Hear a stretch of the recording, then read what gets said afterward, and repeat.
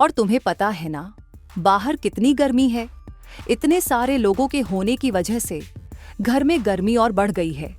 जाइए कहीं ना कहीं से एक कूलर का जुगाड़ कर दीजिए। श्यामपुर नामक गांव में हरिया नाम का एक लकड़हारा अपनी पत्नी आशा और 2 बच्चों के साथ एक छोटे से घर में रहता था। हरिया रोज जंगल में जाता और वहां से लकड़ियां को काटकर बाजार में बेच दिया करता था। उनसे जो पैसे मिलते, हरिया उनसे घर का सामान खरीदकर अपने घर का खर्च चलाता था। लेकिन हरिया के पास खाने के सामान के अलावा बिल्कुल भी पैसे नहीं बचते थे, जिससे वह अपने भविष्य के बारे में सोच सके। अप्रैल का महीना आ चुका था। गर्मी अपनी चरम सीमा पर पहुंच चुकी थी, जिसलिए श्यामपुर गांव के लोगों का गर्मी से बुरा हाल था। दिन हो या रात हो, लोग गर्मी से बेहाल थे। इस साल तो गर्मी बहुत ज्यादा पड़ रही है। इस गर्मी में काम करना बहुत मुश्किल हो गया है। इतनी तेज धूप में बाहर निकलो तो ऐसा लगता है जैसे यह शरीर किसी आग की भट्टी में जल रहा हो। घर से जंगल तक जाने में हाल बेहाल हो जाता है। फिर लकड़ी काटने की हिम्मत भी नहीं होती। आप बिल्कुल सही कह रहे हो जी। इस साल की गर्मी तो बहुत ज्यादा बढ़ गई है। हमसे अच्छी तो उन शहर वालों की किस्मत है जो गर्मी में भी दिन भर एसी में बैठे रहते हैं और ठंडी ठंडी हवा का मजा लेते हैं। और एक हम गरीब, सारी दुख परेशानी हमारे ही नसीब में आती है। भगवान ने हमें इतना गरीब बनाया है कि इतनी सड़ी गर्मी में हम एक कूलर तक नहीं खरीद सकते। हाँ पापा, आप हमारे लिए कूलर ले लो, हमें बहुत गर्मी लगती है। पापा, जब परसों हम जमींदार जी की दावत में गए थे तो उनके घर पर बड़े बड़े कूलर लगे थे। बहुत ही ठंडी हवा आ रही थी। पापा, हमें भी कूलर दिला दो ना। आशा, तुम्हें तो पता ही है कूलर मैं नहीं ला सकता, क्योंकि कूलर बहुत महंगा आता है और हमारे गांव में तो कूलर केवल जमींदार जी के पास और गांव में रहने वाले कुछ अमीर लोगों के पास ही है। अगर कूलर इतना सस्ता होता तो गांव के हर घर में कूलर होता। हम गरीब लोग हैं, हम कूलर जैसे चीजों का इस्तेमाल नहीं कर सकते। उसके लिए बहुत पैसे चाहिए जो हमारे पास नहीं है, और कूलर के लिए बिजली भी तो चाहिए। फिर उसके लिए बिजली का कनेक्शन लेना होगा। इतने सारे पैसे कहाँ से आएंगे? इतना कहकर हरिया काम के लिए निकल जाता है। जाओ रिया, अपने स्कूल का काम कर लो। लगता है हमारा कूलर का सपना सपना ही रह जाएगा। हमारे पास इतने पैसे भी नहीं है कि एक कूलर खरीद सके। लकड़ियों को बेचकर जितने पैसे आते हैं उसमें तो मुश्किल से घर का खर्च चल पाता है। ऐसे में कूलर के लिए पैसे कहाँ से आएंगे? आज घर जाते वक्त एक बार कूलर की दुकान पर जाकर उसका दाम पूछ कर आऊंगा। लकड़ियां काट कर हरिया बाजार चला जाता है। बाजार में लकड़ियां बेचने के बाद एक कूलर की दुकान पर जाता है। भैया, इस कूलर का क्या दाम है? 6,000 से शुरू है। बताइए आपको कौन सा कूलर चाहिए, यह बड़ा वाला या यह छोटा वाला? यह बड़ा वाला बिल्कुल एसी जैसी हवा देता है, लेकिन इसका दाम थोड़ा ज्यादा है। बताइए आपको कौन सा लेना है? भैया, अभी बस मैं दाम पता करने आया था। मैं बाद में कूलर लेने आऊंगा। हरिया दुकान से चला जाता है। जाते जाते वह सोचता है खुदा, 6,000 रुपये! इतने पैसे तो नहीं है मेरे पास। मैं मुश्किल से दिन में 200 या 300 कमा पाता हूँ, जो घर के खर्चे में खत्म हो जाते हैं। हरिया यह सोचता हुआ जा रहा था, तभी उसे रास्ते में पुराने सामान वाले की दुकान दिखाई देती है, जहाँ पर एक पुराना कूलर रखा हुआ था।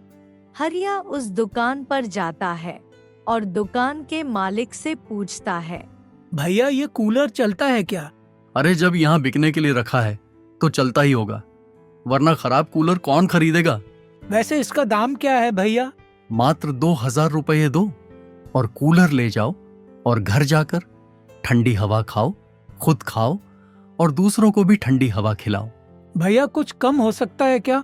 नहीं नहीं, 2000 में ही मिलेगा, इससे कम नहीं दे पाऊंगा। अगर लेना है तो पूरे 2000 ही देने होंगे। हरिया सोचने लगता है। 2000 तो नहीं है मेरे पास, क्या करूं? 2000 कहाँ से लेकर आऊं? लगता है हमारे गरीब नसीब में मुसीबत कूटना ही लिखा है। ये कूलर, पंखों के आराम तो अमीरों को ही मिलते हैं। कुछ देर सोचने के बाद हरिया का ध्यान गांव के जमींदार पर जाता है, जो गांव के जरूरतमंद लोगों को पैसे उधार देता है।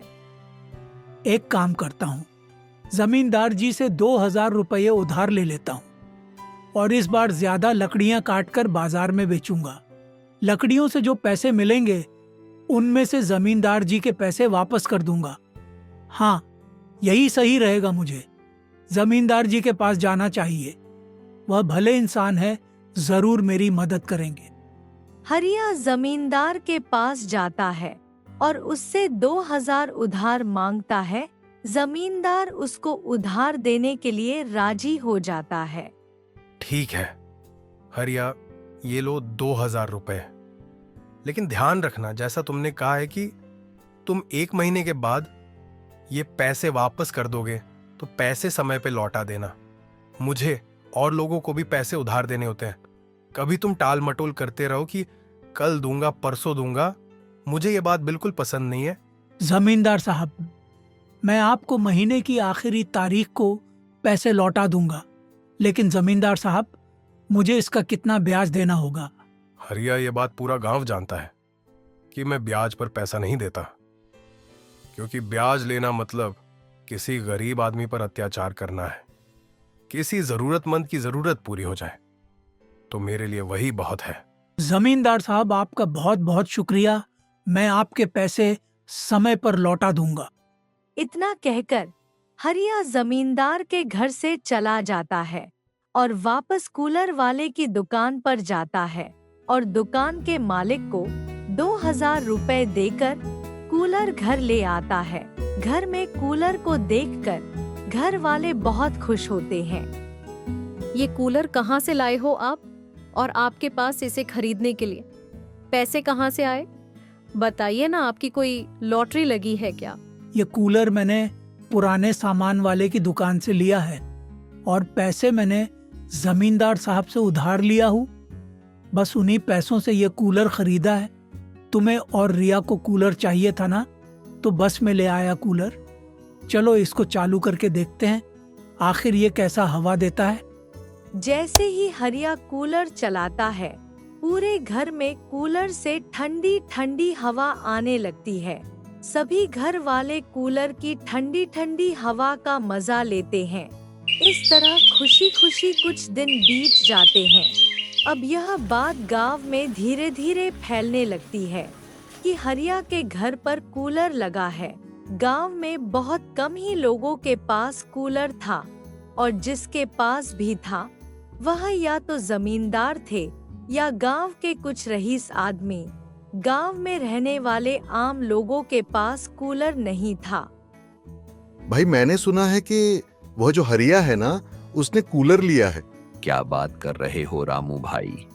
वह तो पूरे गांव में कहता फिरता है कि उसकी ज्यादा कमाई ही नहीं होती।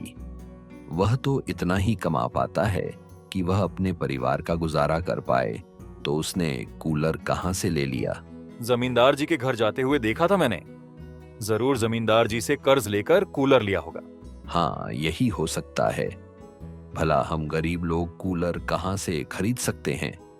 मेरी भी पत्नी कुछ दिन पहले जिद कर रही थी कि कूलर खरीद लो, बहुत गर्मी लगती है।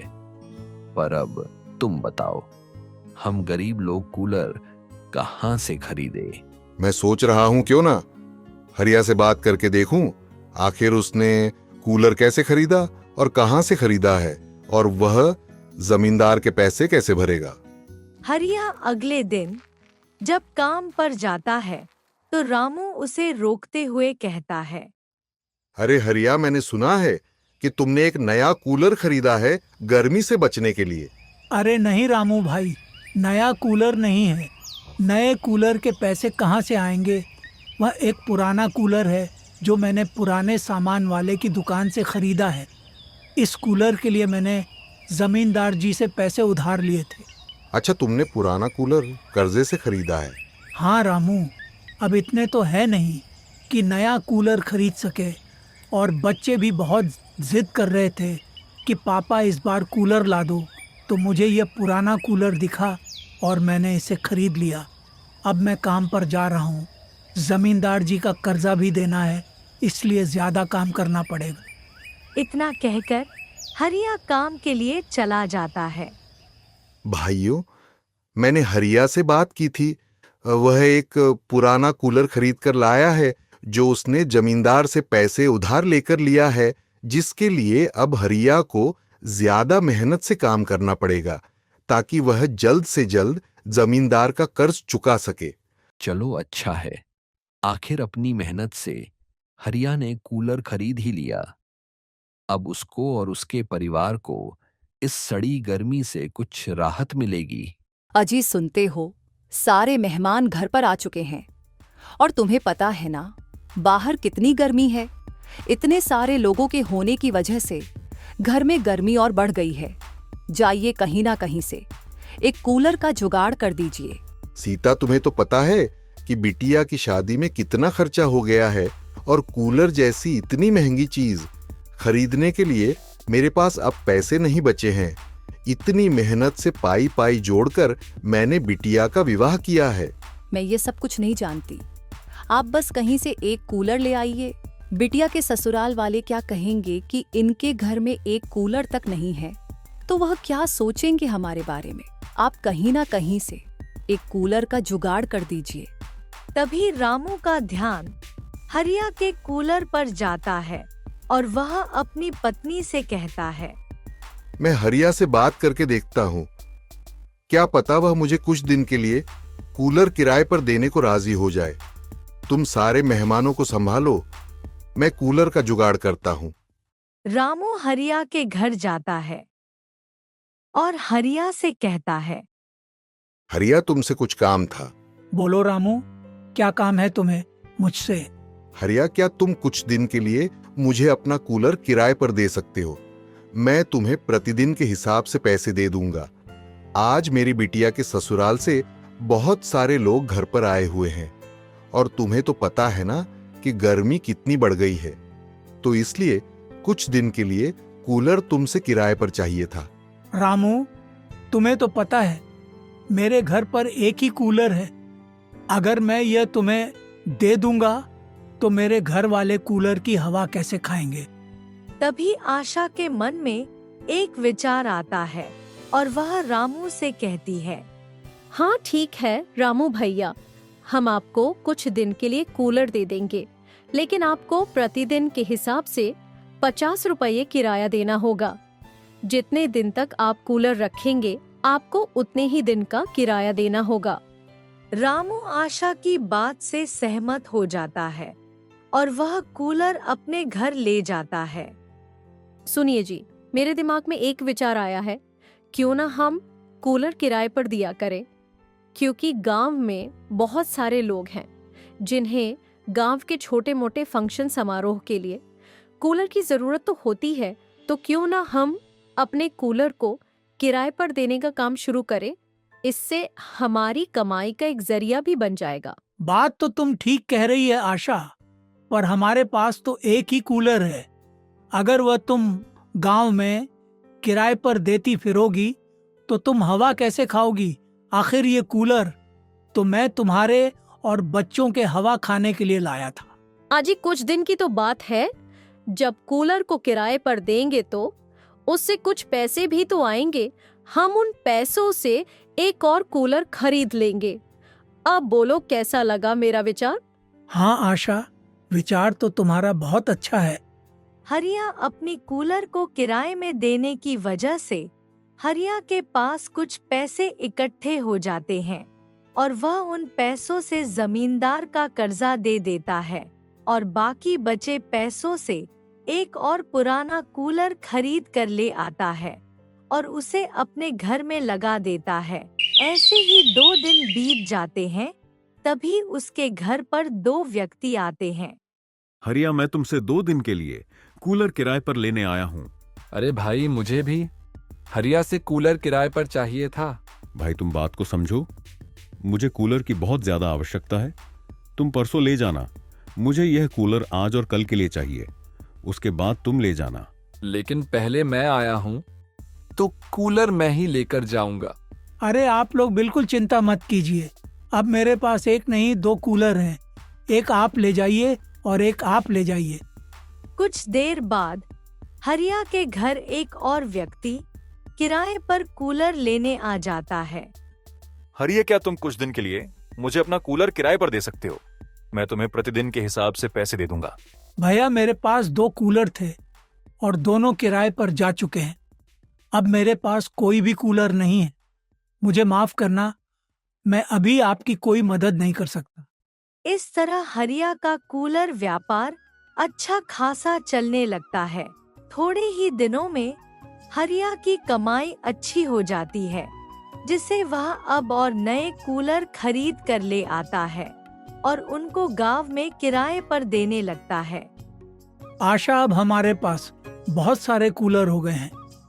मैं सोच रहा हूँ क्यों ना बाजार में एक दुकान ले लूं और मैं उसमें कूलर बेचा करूँगा और किराए पर भी दिया करूँगा। दोनों काम एक साथ एक ही दुकान पर हो जाएंगे। जी, आपका यह विचार बहुत अच्छा है। मैं भी आपकी मदद कर दूंगी और फिर धीरे धीरे हम अपना कारोबार और बढ़ा लेंगे। हरिया ने बाजार में कूलर की एक दुकान खोल ली। अब हरिया दुकान पर कूलर किराए पर भी देता और नए कूलर भी बेचता था। इस तरह हरिया का कूलर का व्यापार चल पड़ा था। वह अब एक सफल व्यापारी बन गया था और उसकी आर्थिक स्थिति में काफी सुधार आया था। उसने अपनी छोटी सी झोपड़ी को बहुत जल्द ही एक सुंदर से घर में बदल दिया था और अब घर के सभी लोग मिलकर खुशी खुशी पूरी गर्मी कूलर की हवा में गुजारते हैं। यह कहानी हमें सिखाती है कि हमें अपने आसपास की दुनिया को ध्यान से देखना चाहिए और समस्याओं का समाधान ढूंढने की कोशिश करनी चाहिए। इससे हमें नए अवसर मिल सकते हैं। दोस्तों, कहानी अच्छी लगी तो लाइक जरूर करें।